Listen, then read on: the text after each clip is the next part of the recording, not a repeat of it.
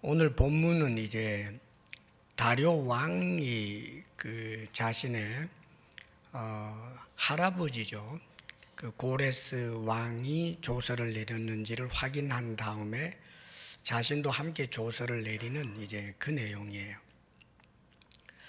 먼저는 이제 유대인들이 성전 공사를 진행하고 있다라고 하는 것을 강 건너편 총독, 그러니까 유브라데 강 건너편이면 동쪽을 말하는 겁니다. 그러니까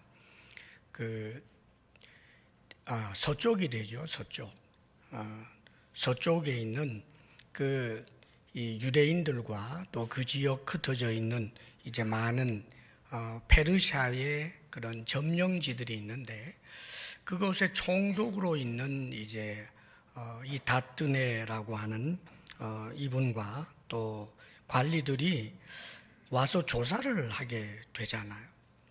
조사를 하면서 도대체 누구 명령으로 이렇게 성전을 짓고 있느냐? 그랬더니 우리는 천지의 하나님의 종들인데 원래 있던 그 성전을 짓고 있다. 무너져 없어진 그 성전, 우리 조상들의 죄 때문에 성전이 무너졌었지만 이제 우리가 다시 공사를 하는데, 이것을 하게 된 것은 고레스 왕이 조서를 내려서 우리로 하여금 돌아가서 성전을 지으라고 했기 때문에, 그래서 우리가 와서 성전을 짓고 있고, 또 고레스 왕은 우리들에게 필요한 여러 가지 물품도 제공해 주겠다고 했다. 이렇게 이야기를 한단 말이에요. 그러니까 이 조사관들이 이것이 정말 사실인지 알아봐야 되잖아요. 그래서 자신의 왕인 다리오, 이제 바사의 세 번째 왕이에요. 세 번째 왕. 그러니까 첫 번째 왕 고레스가 정말 그런 명령을 한 적이 있는지를 현재 세 번째 왕인 다리오에게 보고서를 올려보낸 겁니다. 그 보고서를 쓰면서 정말 고레스 왕께서 그런 명령을 내린 적이 있는지를 좀 알아보시고, 그리고는 왕께서는 왕의 기쁘신 뜻을 우리에게 알려주시기를 바랍니다. 왕의 뜻대로 하겠습니다. 그 뜻이었어요. 그래서 이제 오늘 이제 본문이 시작이 되는데, 본문 1절, 2절 말씀 우리 같이 한번 읽어볼까요? 1절, 2절 다 같이 시작. 이에 다리오 왕이 조서를 내려 문서 창고 곧 바벨론에 보물을 쌓아둔 보물 전각에서 조사하게 하여 메데도 앙메다 궁성에서 한 두루마리를 찾았으니 거기에 기록하였으되. 자, 다리오 왕이 정말 할아버지 왕이 그런 명령을 내린 적이 있는지를 조사하기 위해서 페르시아에 이제 보물 전각들이 있단 말이죠. 그게 4곳 큰 궁궐들이 있었다고 그래요.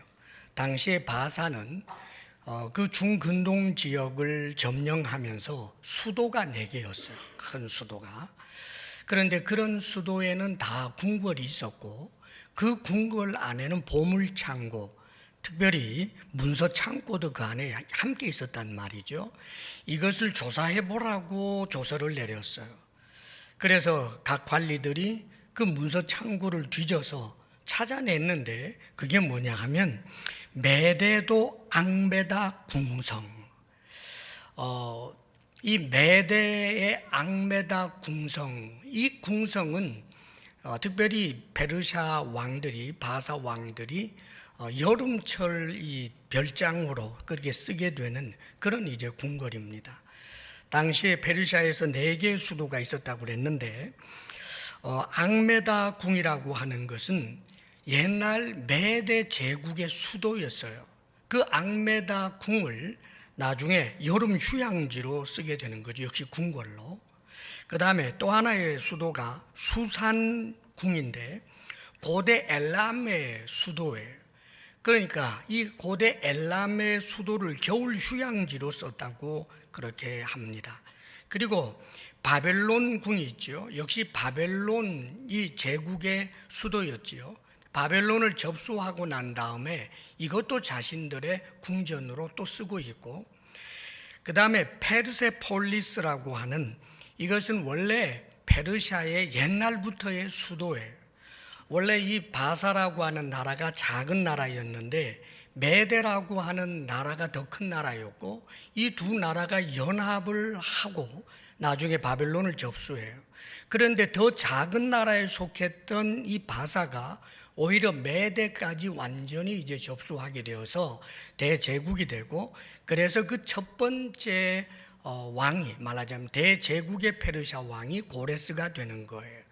그러니까 이 페르세폴리스라고 하는 이 수도에 나중에 세 번째 왕, 오늘 본문에 나오는 이 다리오 왕은 어마어마한 궁전을 짓게 됩니다. 이 네 개의 궁전이 네 개의 수도에 있었던 거예요. 그러니까 이런 궁궐 속에 있는 문서 보관 창고를 뒤져가지고 그 가운데서 특별히 여름 별장으로 쓰고 있는 그 궁전에 이 악메다라고 하는 이 궁궐에서 드디어 두루마리 양피지로 되어 있는 그 고레스 왕의 칙령, 그 조서를 발견하게 되는 것입니다. 그래서 그것을 보니까 거기 내용이, 그렇다면 이 고레스 왕이 했던 그 조서의 내용이 3절에서부터 5절까지 쭉 나오는데, 그 내용이 어떤 것인지 우리 한번 조금 짚어봅니다. 3절 우리 같이 또 한번 읽어볼까요? 다 같이 시작.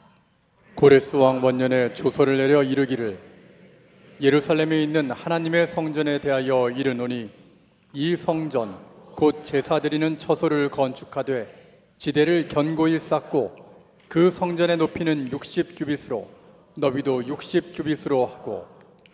고레스 왕 원년에 조서를 내렸다. 날짜까지 있는 거예요. 그러니까 이제 주전 538년이 되는 거죠. 바벨론을 접수하고 그 다음에 등극을 하게 되는 그 고레스 왕 원년에 이 조서를 내린 거예요. 그런데 그 조서 내용이 보니까 하나님의 성전을 건축하라고 했을 뿐만 아니라 크기까지도 묘사해 줬어요.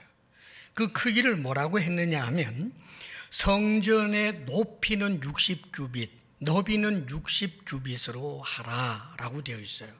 이 규빗이라고 하는 것은 요 팔꿈치 요 끝에서부터 중지 끝까지 요 길이를 규빗이라고 그래요. 근데 나같이 작은 사람 요 규빗에 축에 못 들고 보통 사람 그래가지고 5.6 정도 되는 그 정도 크기를 이제 한 규빗이라고 하는 겁니다. 그런데 이것을 이제 해서 60규빗도 뭐 높이도 그렇게 하고 너비도 60규빗이라고 그랬는데 감이 잘 안 오잖아요.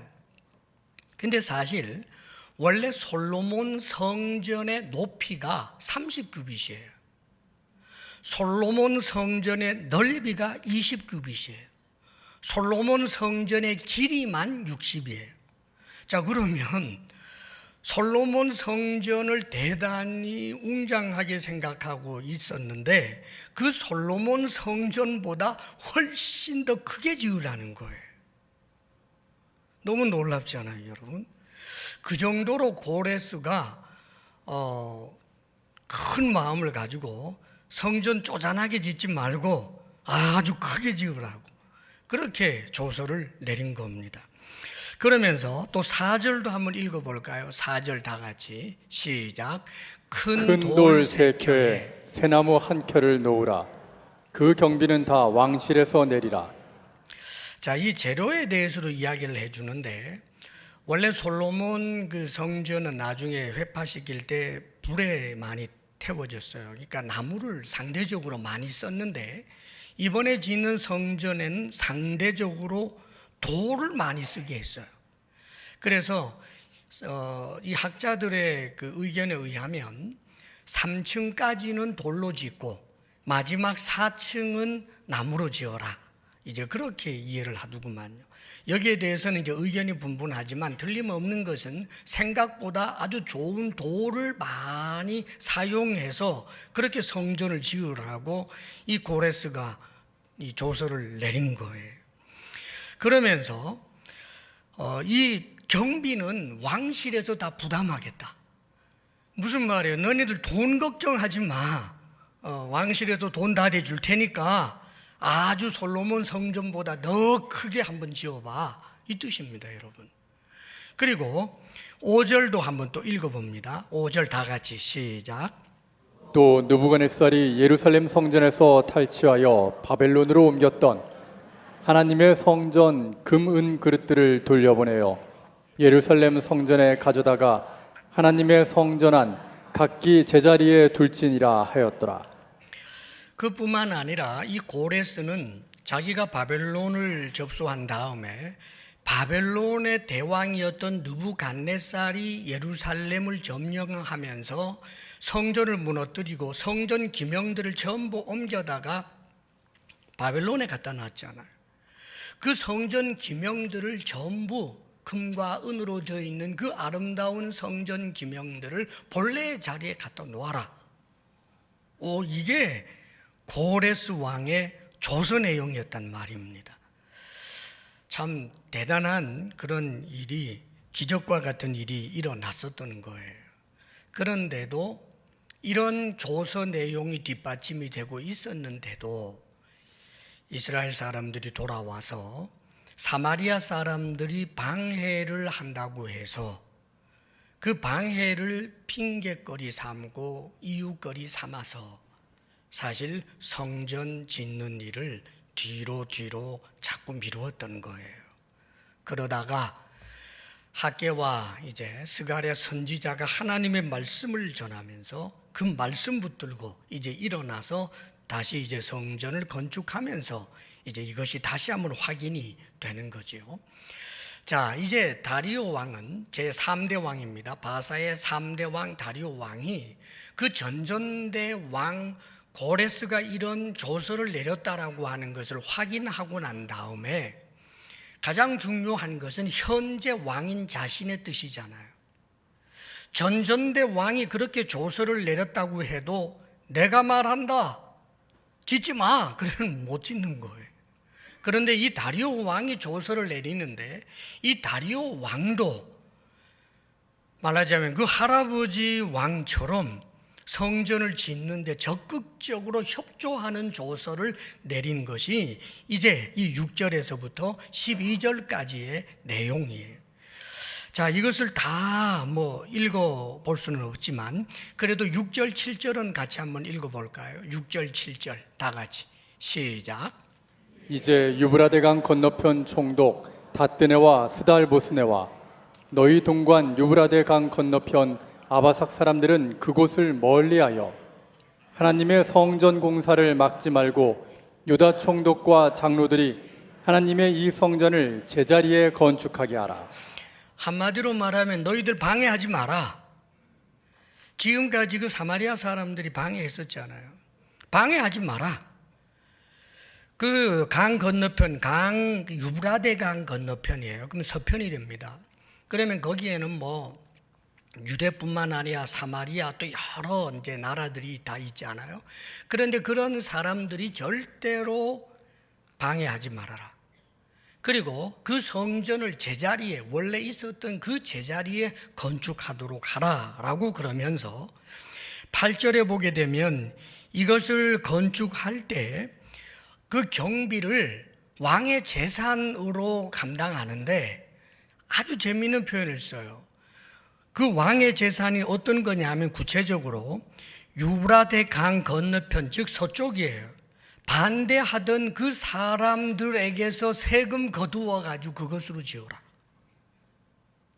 우와, 좀 또 안 놀라요 어제. 저는 이거 보고 참 했거든요. 맞아요. 그 반대하던 자들 그들이 어차피 그 바벨론이 페르시아 왕에게 세금을 내야 되거든요. 그 낸 세금을 가지고 그들이 그렇게 싫어하는 성전을 건축하는 경비로 쓰라는 거예요. 어째 이런 일이 일어나느냐 말이에요, 여러분.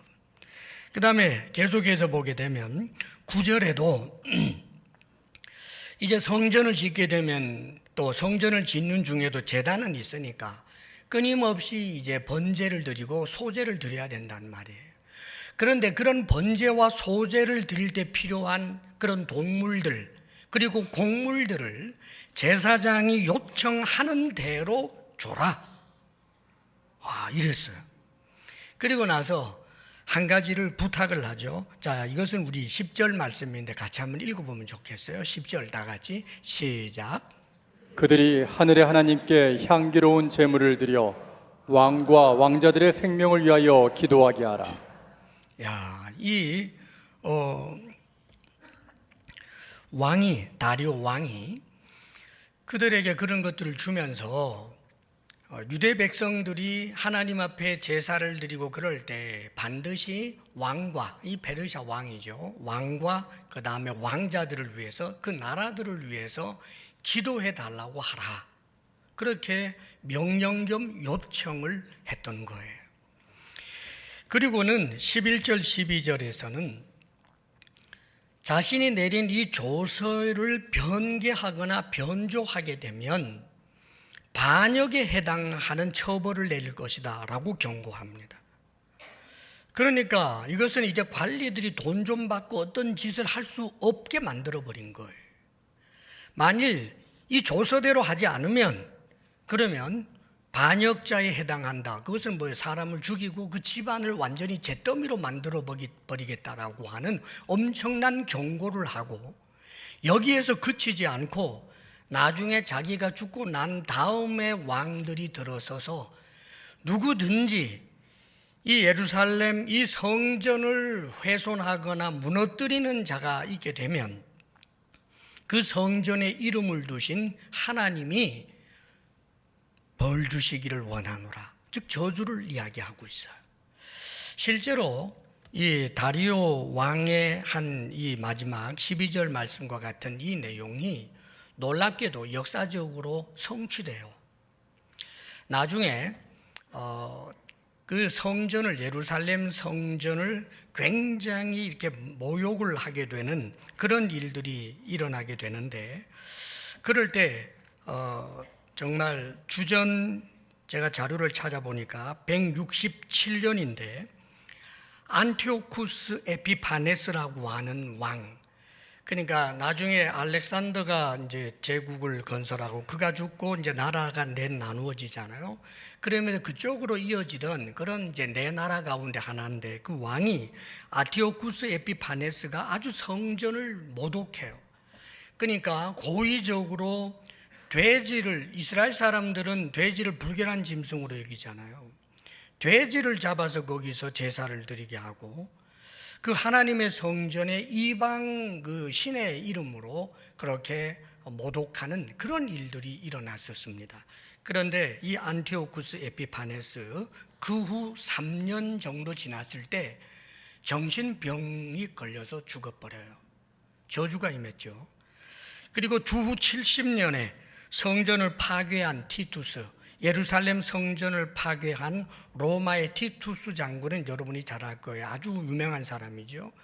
이분은 사실은 로마 사람들에게는 굉장히 영웅과 같은 사람입니다. 그런데 이 티투스가 나중에 황제가 돼요. 그런데 황제가 된 지 2년 만에 죽습니다. 황제가 된 지 2년 만에.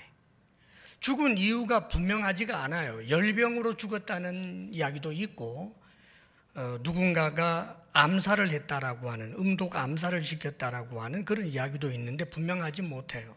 틀림없는 것은 이 성전을 파괴한 자들에게 하나님께서 저주를 임하게 한 그것이 역사적으로 사실 있었던 것도 사실입니다. 자, 이와 같은 이제 조서 내용들을 우리가 쭉 살펴보았는데, 자, 그러면 오늘 이 조서 내용을 통해서 또 이 조서 내용을 성경에 기록되게 있지 않습니까, 여러분? 고레스의 조서 내용도, 다리오의 조서 내용도 성경에 기록하게 한 이유는 이 조서를 통하여 하나님께서 우리에게 원하시는 것이 있기 때문에 그래요. 오늘날 우리는 사실 고레스의 조서, 다리오의 조서가 우리하고 무슨 상관이 있겠습니까? 그러나 이 안에 하나님께서 우리를 향하신 하나님의 뜻이 있기에, 하나님이 원하시는 것이 있기에 우리는 하나님의 말씀으로서 이제 이 내용들에 귀를 기울여야 하는 것입니다. 그렇다면 하나님께서 우리에게 무엇을 원하실까? 잠깐 제가 몇 가지를 말씀을 드리려고 해요. 그 중에 하나는 말씀 안에서 하나님을 의지하라는 것, 그러면 하나님이 돕겠다는 것입니다. 이것이 하나님이 우리를 향하여 원하시는 거예요. 예수님을 믿고 있는 믿음의 공동체인 우리들을 향하여, 각 한 사람 한 사람 그리스찬인 우리를 향하여 하나님께서는 너 말씀 안에 거해라, 그리고 나를 철저하게 의지하여라, 이걸 요청하는 것입니다. 그리하면 하나님께서 돕겠다는 것입니다. 사실 이 다리오가 또 그 다음에 이 고레스가 성전을 건축하는 하나님의 일에 대하여 이렇게 돕는 자가 된 것은 어떻게 그런 일이 일어나게 되었을까요? 우리는 잘 압니다. 다리오도 고레스도 결국은 모든 것을 다스리고 지배하시는 하나님의 도구가 되고, 그들의 생각과 철학과 마음까지도 하나님께서 원하시는 대로 방향을 이끌 수 있는 분이 우리 하나님이라는 말입니다. 실제로 이미 예루살렘의 성전이 다시 건축되게 된다라고 하는 것은 이들의 어떤 통치 철학 이전부터 페르시아라고 하는 나라가 나타나기 전부터, 바벨론이 그렇게까지 강성해지기 전부터 하나님께서는 예레미야 선지자를 통해서 이미 하신 말씀이 있어요. 바벨론으로 포로로 잡혀가게 될 것이고, 그리고 때가 되면 70년 세월이 흐른 이후에 너희들은 예루살렘으로 돌아와서 성전을 건축하게 될 것이다라고 하는 하나님의 말씀이 이미 있었다는 말입니다. 이 하나님의 말씀을 믿고 그 하나님의 말씀 안에 있어서 이들이 돌아와서 드디어 고레스의 칙령을 따라서 자원함으로 말씀을 믿고 하나님을 의지하는 사람들이 돌아와서 성전을 건축하기를 시작했으나, 그러나 방해자들이 나타나고 낯선 환경에서 사는 것이 너무나 힘들고 고달프다가 보니까 모든 우선순위에서 성전을 건축하는 것이 뒤로 미루어졌다가 다시 한번 하나님의 말씀을 붙들고 하나님의 말씀 안에 서서 하나님을 의지하면서 성전을 건축하게 되는 그 상황 속에 놀랍게도 하나님께서는 이 고레스의 조서도 사용하시고 다리오의 마음도 사용하시고 그 조서를 내려놓게 하시면서 이 일들을 진행하게 하신 것입니다. 사랑하는 여러분, 결국은 고레스가 도왔고 다리오 왕이 도왔지만 사실 근본적으로 도와주신 분이 누굽니까? 하나님이십니다. 말씀 안에 거하고 말씀을 의지하며 하나님을 철저하게 의지할 때 하나님의 돕는 은혜가 있는 것입니다. 때때로 우리는 이 세상 살면서 우리의 삶이 너무나 힘든데 왜 하나님이 나를 도와주시지 않을까, 그런 불평을 할 때가 있어요. 좀 점검해 보세요. 왜 안 돕겠습니까? 하나님이 손이 짧아서 돕지 못합니까? 능력이 모자라서 돕지 못합니까? 현재 여러분이 서 있는 자리가 어딘지를 먼저 점검하라고요. 정말 의지하는 것이 무엇인지 점검하라고요. 하나님의 말씀 안에 있고 하나님을 철저히 의지하는 그는 하나님이 반드시 도우십니다, 여러분. 성경에는 그런 일화들을 얼마나 많이 우리에게 본이 되도록 소개해 주고 있는지 몰라요. 헤아릴 수 없이 많은 믿음의 사람들이 하나님의 말씀 안에 거하면서 하나님을 의지하였더니 하나님의 돕는 역사들이 성경에는 수많은 이야기거리로 우리에게 들려주고 있어요. 우리는 요셉을 잘 알지요. 요셉이 참으로 형들에게 미움받아서 남의 나라의 노예로 그렇게 팔려가지만 그 팔려간 나라 이집트에서 왕 다음으로 높은 총리가 되어서, 그것도 잠시 총리가 아니라 죽을 때까지 엄청난 총리로 행세할 수 있었던 그 놀라운 입지전적인 그 일들이 어떻게 일어난 것입니까, 여러분? 본인의 처세입니까? 본인의 능력입니까? 본인이 가진 자원입니까? 아닙니다. 하나님께서 도우신 거예요. 자, 그런데 사실 이 요셉을 보게 되면 요셉의 삶의 현장에서 반드시 누군가의 도움이 필요할 때 놀랍게도 도움이 있었어요.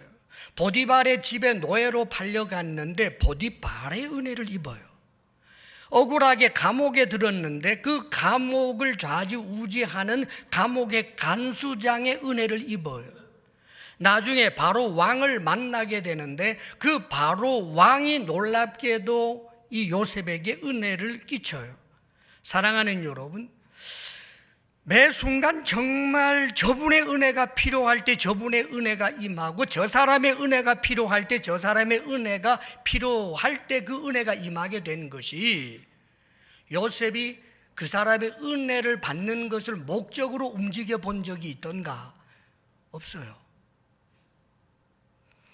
보디발의 은혜를 입으려고 했던 목적 가진 적 없고, 간수장의 은혜 입으려는 목적 가진 적 없고, 바로의 은혜 입으려고 목적 가진 적 없어요. 오직 말씀 안에 거하며 하나님께서 나를 세워주신다고 약속하셨다. 하나님이 꿈으로 보여주신 그 약속의 말씀 붙들고 하나님의 말씀 안에서 보디발의 아내의 유혹도 물리치고 하나님의 말씀 안에서 정직하게 일하며 오직 주를 의지하는 그에게 하나님이 도우신 것입니다. 여러분, 사랑하는 여러분, 하나님께서 도우심으로 요셉이 세워졌다는 것 우리가 너무나 잘 알고 있지 않습니까? 요셉은 되는데 왜 나는 안 된다고 단정하십니까? 성경에는 그 비슷한 이야기, 다니엘과 세 친구 이야기도 역시 마찬가지입니다. 다니엘과 세 친구가 환관의 은혜를 입고 느부갓네살의 은혜를 입고 다리오의 은혜를 입지요. 그런데 이 은혜를 그들이 목적 삼았던 적 없고 놀랍게도 하나님의 은혜가 그렇게 되어진 것입니다. 하나님께서 도우시니까 그런 놀라운 일들이 일어나게 되는 거예요. 젊은 날에 이 청춘의 다니엘하고 세 친구가 하나님의 말씀 안에 거하기를 결심하고 최선을 다하여 여러 가지로 서툰 부분들이 있지만 하나님 의지하고 하나님의 말씀 안에 거하였더니 하나님께서 그들의 도움이 되어주시고 방패가 되어주시고 하나님께서 힘이 되어주신 것 아닙니까? 사랑하는 여러분, 저도 여러분도 하나님이 살아계심을 믿고 하나님은 천지를 창조하신 분임을 믿고 그 하나님이 당신의 아들을 주시기까지 나를 사랑하시는 분이라는 사실을 믿고 있습니다. 그렇다면 어찌 우리가 하나님의 말씀을 업수히 여기거나 하나님을 의지하지 아니하고 다른 것 의지하면서 하나님께서 왜 나를 도와주시지 않느냐고 그렇게 불평할 수 있겠습니까? 여러분, 사랑하는 여러분, 우리 하나님은 지금도 사셔서 우리를 도우시기를 원하시는 아버지 하나님이라는 사실을 잊지 마시기를 바랍니다. 성경은 말씀해 줍니다. 하나님을 사랑하는 자, 곧 그 뜻대로 부르심을 입은 자들에게는 모든 것이 합력하여 선을 이루느니라 라고 말씀합니다. 하나님을 사랑한다는 것은 믿음의 가장 적극적인 표현이에요. 하나님을 사랑한다는 것은 하나님을 경외함의 가장 적극적인 표현이 하나님을 사랑하는 것이라는 말입니다. 하나님을 사랑한다고 하면서 하나님의 말씀을 없이 여길 리가 없지요. 우리 주 예수님을 사랑한다면 예수님의 말씀이 그 무엇보다도 나에게 가장 소중한 것이 되고 그 말씀이 나에게 요구하는 것이 나에게 너무 힘겹게 느껴진다 할지라도 그런 연약함조차도 주님 앞에 고백하면서 그 말씀을 따라 살고자 하는 그런 사람들이 바로 우리 크리스찬들인 것입니다. 때때로 많은 성도들이 하나님을 의지한다라고 하는 것에 대해서는 당연하다고 생각하지만 하나님의 말씀 안에 거한다라고 하는 것은 불가능하다라고 아예 선을 긋는 경우가 너무 많아요. 왜 그런 공식을 가지고 있는지 모르겠어요. 하나님의 말씀 안에 거한다는 것은 율법적 의미에서 말씀을 하나하나 100% 지켜서 구원을 얻게 된다라고 하는 그 뜻이 아니에요. 말씀 안에 거한다는 것은 하나님과의 인격적인 관계 속에서 그 말씀을 따라 살고자 하는 전인격적인 모든 주님을 향한 응답을 말하는 거예요. 사실 우리는 하나님의 말씀이 원수까지 사랑하라는 말씀도 있고, 또 우리 예수님께서도 그런 말씀을 해 주셨습니다. 또 하나님의 말씀에 의하면 여러 가지 정말 우리에게 요구하시는 말씀들이 엄청납니다. 그러나 율법적 의미를 가지고 본다면 우리는 이 말씀을 지켜내서 구원을 이루지는 못해요. 하나님도 아십니다, 여러분. 그러나 여러분, 하나님께서 우리에게 원하시는 것은 무엇입니까? 우리의 마음은 부패해 있고 이 세상은 악하기 때문에 우리 속에서 불쑥 올라오는 이 악한 마음과 악한 생각은 하나님도 아십니다. 그러나 우리가 내 속에서 올라오는 악한 생각을 내 온 인격을 지배하지 않도록 내어주지 않을 수는 있지 않습니까? 탐심은 일어났지만 그 탐심이 구체적으로 내 손으로 옮겨지고 내 발로 옮겨지도록, 그것도 지속적으로 그 짓을 하지 않게는 할 수 있지 않느냐, 그 말입니다, 여러분. 음란하고 더러운 생각이 솟구쳐 오를 때 있지만 그럴 때 자신을 부인하며 주여 나를 긍휼히 여기소서 하면서 그 음란하고 더러운 것이 전적으로 나를 지배하는 현실의 구체적인 그 내용들이 계속해서 지속되지 않게 할, 그럴 수는 있지 않느냐는 말이에요. 어떻게 가능합니까? 우리 속에 성령이 계시기 때문입니다. 하나님께서는 말씀 하나 툭 던져지고 이 말씀대로 살아라 하는 게 아니에요.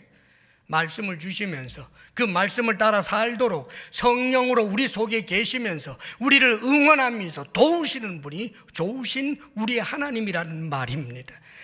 때때로 하나님의 말씀이 원수에 대하여서도 원수를 사랑하라라고 하시는 말씀을 주셨지만, 원수를 볼 때 저절로 막 눈에서 하트가 평평평 나오고 막 원수를 보니까 이뻐 죽겠고 하나님 기대도 안 해요. 원수를 볼 때 그 원수를 해롭히기 위한 그런 구체적인 그런 계획과 실행들을 멈추고, 원수가 줄이거든 먹을 것 주고 원수가 목마르거든 마실 것을 주어라, 하나님을 의지하면서 할 수 있는 거지 않습니까, 여러분? 사랑하는 여러분, 이런 하나님의 말씀 안에 거하고자 하는, 참으로 전인격적으로 우리 나를 사랑하시는 주님 앞에 온 몸과 마음을 다하여 그렇게 응답하는 그런 삶의 현실 속에 하나님의 돕는 역사들은 날마다 일어나게 되는 것입니다, 여러분. 전날에 다윗이 사울이 밉지 않았겠어요? 밉죠. 그러나 그 미운 대로 행하지 않았단 말입니다. 오히려 사울을 위해서 기도했고요. 요셉도 형들이 미웠겠지요. 미운 대로 한다면 때려 죽이고 싶었겠지요. 그러나 그렇게 하지 않습니다. 왜요? 하나님의 말씀이 그렇지 않기 때문에. 사랑하는 여러분, 우리가 하나님의 말씀을 업신여기지 않고 소중하게 여기고 말씀 안에 거하기 위하여 늘 주의 말씀을 기억하고 주님 앞으로 나아가 도움을 구하고 주님을 의지할 때, 사랑하는 여러분, 여러분의 직장에서 진정으로 여러분에게 은혜를 줄 수 있는 분은 하나님, 여러분의 자녀들에게 그 미래를 진정으로 보장해 줄 수 있는 분은 하나님, 잊지 마시기를 바랍니다. 하나님의 도우심을 날마다 경험하기를 축복합니다. 그 다음에 또 한 가지는 공동체적인 말씀입니다. 우리가 모든 사람 한 사람 한 사람이 주의 말씀을 우리가 안에 거하면서 주님을 의지하는 그런 삶을 하나님께서 원하시고, 또 한 가지, 두 번째는 주의 말씀에 자발적으로 순종하는 공동체가 되기를 원하시는 거예요. 우리는 공동체라는 사실을 잊지 마세요. 한 사람 한 사람이 도 닦아서 그렇게 저 천국이라는 나라에 올라가는 게 아니에요, 여러분. 공동체를 이루어요. 이 땅에서도 공동체를 이루고 나중에 구원의 완성이 영원한 공동체. 그렇기 때문에 우리는 공동체로서 우리 주사랑교회에 몸을 담고 있다면 우리 주사랑교회가 내가 순종하면 되지 뭐 하면서 끝나는 것이 아니라, 나 잘 믿으면 되지 뭐 하면서 끝나는 것이 아니라, 공동체적으로 우리 주사랑교회가 성령이 충만하여 영광을 받으실 만한 그런 공동체가 되고자 하는데 우리가 쓰임받는 사람들이 되어야 된다는 말이에요. 여러분, 오늘 이 내용 가운데 보면 그 고레스 왕의 조서 내용이 조금 전에 이야기한 대로 솔로몬 성전보다 더 컸어요. 엄청나게. 그렇죠? 자, 그런데 그러면 나중에 이 스룹바벨 성전이 정말 솔로몬 성전보다 그렇게 크게 지어졌을까? 왕이 뭐 돈 준다고 했으니까 그 돈 받아가지고 정말 어마무시하게 뭐 정말 금으로 막 쳐발라가지고 그렇게 지었을까? 아닙니다, 여러분. 사실 솔로몬 성전이 굉장히 화려하고 이제 웅장하다라고들 그러는데, 사실 솔로몬 성전도 그 당시에 정말 대단한 그런 제국들 있잖아요. 큰 그런 나라들의 신전들에 비교하면 그 규모가 정말 초라할 만큼 작아요. 그 화려함도 대단하지만 그러나 여러분, 세계를 떵떵 울렸던 그런 그 민족들이 만들어 놓은 그런 신전들하고 비교가 안 돼요. 그러면은 솔로몬이 돈이 없어서 그랬겠습니까?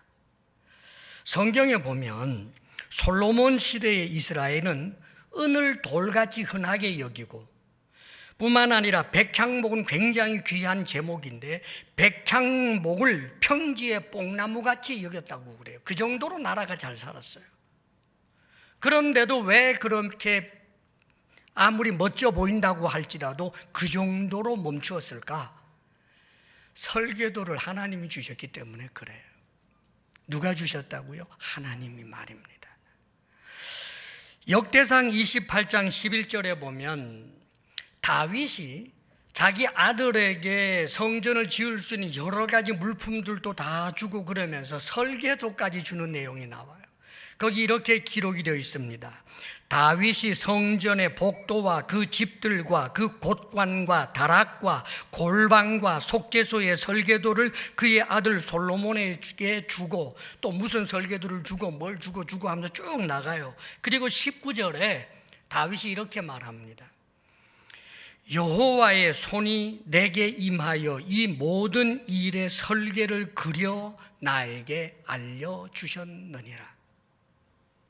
사랑하는 여러분, 다윗이 시를 쓰듯이 지 마음대로 설계도를 그린 것이 아니라, 우리가 이것을 이해하기가 상참으로 어렵지만 그러나 틀림없는 것은 다윗에게 하나님께서 역사하셔서 하나님께서는 다윗에게 그 설계도를 주셨다는 말입니다. 그리기야 다윗이 그렸겠지만 신비한 방법으로 다윗은 하나님이 나에게 주신 설계도라는 것을 분명히 확신할 수 있는 그런 방법으로 설계도를 주셨단 말이에요. 그 설계도에는 건축을 하는 모양뿐만 아니라 재료까지도 어떻게 하라고 하는 것이 다 있어요. 그래서 그렇게 솔로몬 성전이 지어진 것입니다. 왜 그럴까요? 이 솔로몬 성전은, 하나님의 성전은 하나님이 설계해 주시는 것인데, 그 이유는 이 성전은 우리 주 예수 그리스도를 예표하고, 구원의 은혜는 사람이 고안해낼 수 없는 것이고 사람의 방법과 힘으로 되는 것이 아니라 전적으로 하나님의 편에 있다라고 하는 것을 가르쳐 주기 위함인 거예요. 전날에 노아의 홍수 때 그 방주를 노아가 창작물로 만들었습니까? 설계도를 하나님이 주셨어요. 인간을 구원하는 방편과 그 모든 것은 전적으로 하나님께 있다는 뜻입니다. 아마 이 스룹바벨 성전도 스룹바벨이라든지 예수아라든지 학개나 스가랴라든지 이 선지자들을 통해서 하나님께서는 분명히 감동을 주셨고 역사하셔서, 아마 다른 기록을 찾아봐도 왕들이 주겠다고 했지만 뭐 왕들의 재물을 잔뜩 가지고 했다라고 하는 기록을 찾아보기 어렵고, 자신들이 그 가난한 중에도 하나님 앞에 드려진 물품들과 그 다음에 전날에 솔로몬 성전을 건축한 모양대로 그 크기에 있어서는 솔로몬 성전처럼, 그러나 그 내용에 있어서 금 대신 은을 쓰고 은 대신 동을 쓰는 그런 모습으로 지어졌다 할지라도 하나님께서 원하시는 그 식양대로 아마 이 스룹바벨 성전이 지어진 것으로 볼 수 있습니다. 그래서 나중에 하나님께서 학개 선지자를 통하여 이렇게 말씀합니다.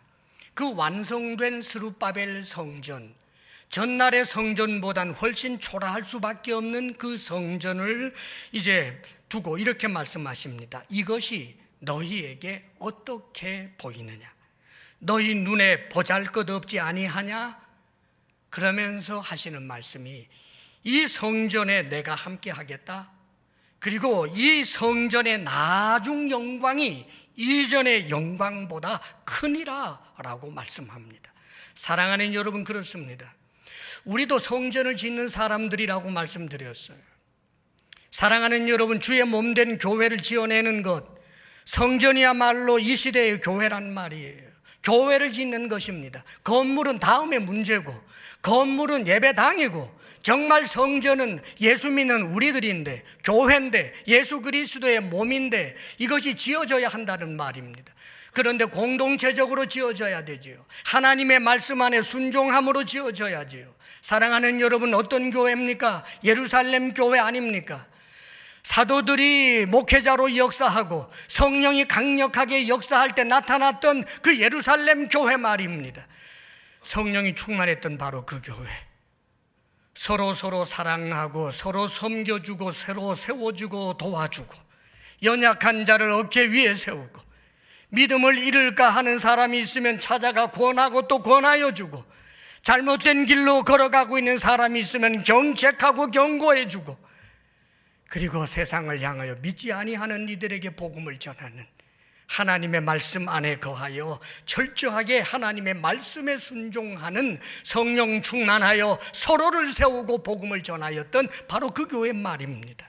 사랑하는 여러분, 우리 주사랑 교회 규모가 어떤 이들은 크다라고 말합니다. 작은 교회에서 볼 때는 그렇겠지요. 어떤 교회에서 볼 때는 지방에 있는 작은 교회라고 합디다. 나 그런 소리도 들어본 적이 있어요. 몇만 명 모이는 교회에서 볼 때 작겠지요. 사랑하는 여러분, 그런데 교회가 삼각교회, 적은 교회이기 때문에 초라하고 큰 교회이기 때문에 대단하고 그런 거 전혀 아닙니다. 다만 하나님의 말씀에 순종하는 공동체로 있는가? 말씀을 따라서 서로를 세워주고 있는가? 말씀을 따라서 지상 대명령인 복음을 증거하는 일에 힘을 쓰고 빛과 소금의 그런 역할을 이 지역사회에 감당함으로 이 지역의 복음을 증거하는데 걸림돌이 되지 않게 하고 있는가? 그리할 때 하나님이 영광을 받으시는 것입니다. 여러분, 사랑하는 여러분, 우리는 잊지 말아야 합니다. 그 어떤 것도 자기 합리화시키는 그런 오류에 빠지면 안 됩니다. 교회가 적을 때는 이 연약함을 하나님 앞에 아뢰면서, 안 믿는 사람은 세상에 이렇게 많은데 우리 교회가 10명, 20명밖에 안 됩니다 하면 가슴을 치면서 주님 앞에 나아가 능력을 구하고 은혜를 구하고 서로 사랑하면서 여전히 복음을 전하고 날마다 믿는 제자의 수가 더해가기를 꿈꿔야 하는 것이고, 큰 교회라고 해서 작은 교회는 전도 안 해서 그렇다라고 함부로 평가하고 또 무시하는 그런 경향을 버리고, 큰 교회이기 때문에 대단한 것처럼 생각하는 그 위세도 버리고, 교회가 정말 성령으로 말미암은 사랑의 공동체요, 복음 증거의 사명을 여전히 제대로 감당하고 있는 교회인지를 스스로 점검하여, 우리는 지교회로서 우리 지교회 안에 서로가 서로에게 사랑하고 서로를 격려하면서 하나님께서 기뻐하시는 그런 공동체를 이룰 때 우리 주사랑교회 절대 다수의 사람들이 언젠가 하나의 교회에 다 참여하게 될 줄로 믿습니다. 우리 서로 한번 인사해요. 나중에 하나의 교회로 참여합시다. 나중에 하나의 교회로 참여합시다. 잊지 마시기를 바랍니다, 여러분. 지교회는 그래서 소중해요. 그리고 세 번째가 있는데 끝낼라 합니다. 제목만 얘기합니다. 세 번째, 우리는 우리가 살고 있는 이 나라와 위정자를 위해서 기도해야 합니다. 이게 하나님이 원하시는 거예요. 우리가 현재 대한민국 국민으로 살고 있잖아요. 그럼 이 나라 위해서 또 위정자들을 위해서 기도해야 합니다. 어느 당에 속했다, 그거 상관없어요. 기도하십시오. 현재 대통령 하나님이 세웠어요. 전 문재인 대통령 하나님이 세웠어요. 투표로 됐지만 하나님이 세운 거예요. 우리는 어디에 속하였다라고 해서 끝까지 대척점에 서는 사람들이 아니에요. 언제나 우리에게 주 되시는 이는 하나님이시기 때문에 정치 논리를 떠나서 하나님을 의지하여 나라를 위해서 늘 기도할 줄 알아야 합니다. 말씀을 마치겠습니다. 기도합니다. 사랑하시는 아버지 하나님, 우리에게 하나님께서 크시고 모든 것을 섭리하시고 다스리시고 인도하시는 분이심을 다시 한번 확인시켜 주시니 감사합니다. 크신 하나님, 하나님 말씀 안에 거하고 우리 주님을 철저히 의지하여 이 팍팍한 삶의 현실, 하나님의 도움을 받으며 살아가는 우리들이 되게 하여 주옵소서. 공동체를 소중히 여겨서 하나님이 영광 받으신 그런 공동체, 우리 주사랑 교회가 되도록 우리가 함께 일꾼으로 달려가게 하여 주옵소서. 예수님 이름으로 기도합니다. 아멘.